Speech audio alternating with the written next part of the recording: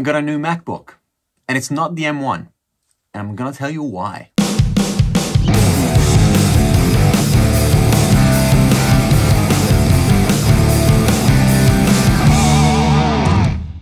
So it's 2020, end of 2020, and we all hope 2021 is gonna be a better year because of all the things that happened. And guess what? It kind of starts pretty well because Apple decides to change completely their architecture of their computers, which is an amazing thing because everybody's talking about it and it's going to be a game changer, okay? So the new M1 chips seem to be the new future, the future of all the other computers that are going to come.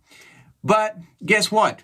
There's a lot of things that people tend to slip away about these new computers, which are pretty important for music productions and a lot of other jobs. So I'm a music producer and I use my computer to produce music, to make videos and all sorts of things. So why did I choose in 2020, since it has already been a pretty bad year, why should I get a Intel Macbook instead of a M1 MacBook?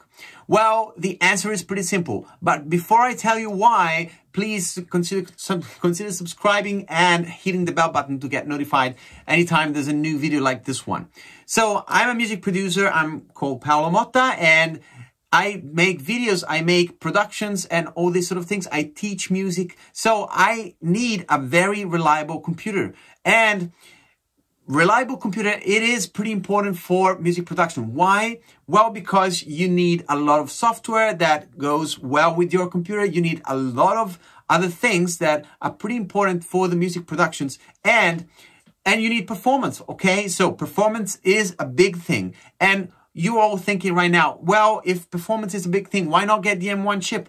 Well, here's the thing. Now, even though the M1 chips seem to be a lot more performing than the normal Intel MacBooks, the reason why I decided not to go for M1 yet is because there's a lot of things that need to be worked out still.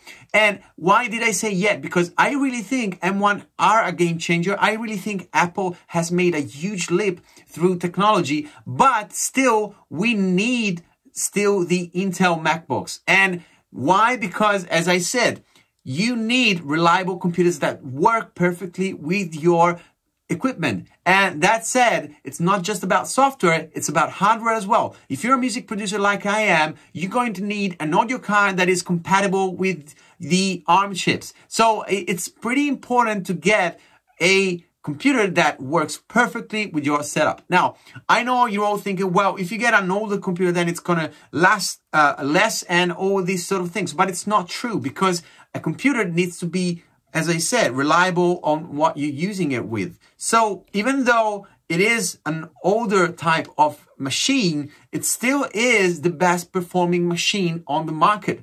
Now, even though Apple is trying to sell you as much as they can through YouTube, through people talking about it and all these things, it is still this machine. This machine went on sale 1 year ago. I mean, guys, 1 year ago. It's not like 20 years ago. I know technology goes very fast. I know software developers are very good at, getting better performance out of the new hardware, like the new MacBooks. But, if you get a computer that has been architectured 1 year ago, it's not going to be outdated. It's going to be extremely fine. And you know what? These computers are still on sale on all Apple resellers. So if Apple thought these computers were not good enough, they probably would have taken them out of the market.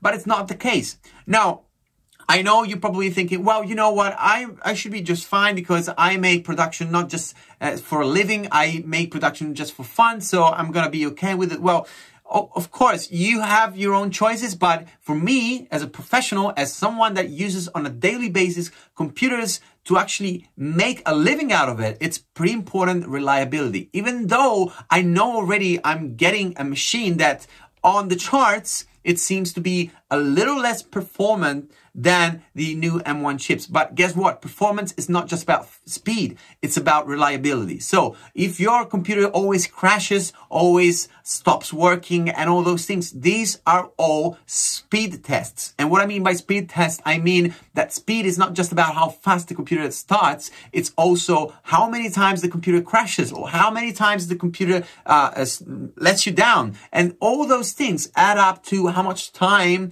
your computer performs different tasks. So this is why I made the decision to still keep myself on Intel yet, and maybe we'll think about a new change maybe in the next coming years, maybe next year. I don't know. It really depends on the software developers, on the hardware developers. How are they going to cope with all these big changes?